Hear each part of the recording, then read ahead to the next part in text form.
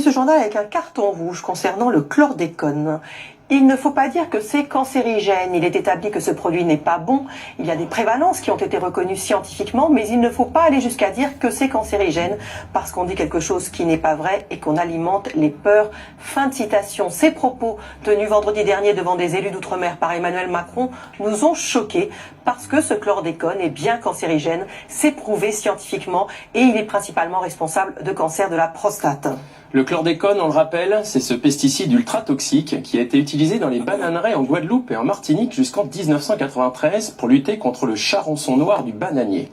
Dès 1979, l'OMS l'a classé comme cancérogène possible pour l'homme. Et on constate que le taux de cancer de la prostate dans la population antillaise est 7 fois supérieur à la moyenne mondiale, soit 227 nouveaux cas par an pour 100 000 habitants, record mondial de la discipline. Ces données sont issues de l'étude réalisée par les professeurs Blanchet, chef du service d'urologie du CHU de Pointe-à-Pitre, et l'équipe INSERM de Luc Multinier.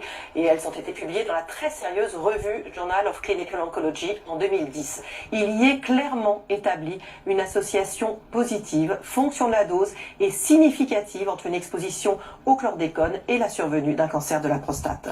Certes, Monsieur le Président, vous avez reconnu que l'utilisation de chlordécone était un scandale environnemental. Alors le but n'est pas d'alimenter les peurs, mais de reconnaître également la valeur scientifique de vos enseignants-chercheurs et la souffrance des milliers de malades aux Antilles. C'est la fin de ce journal.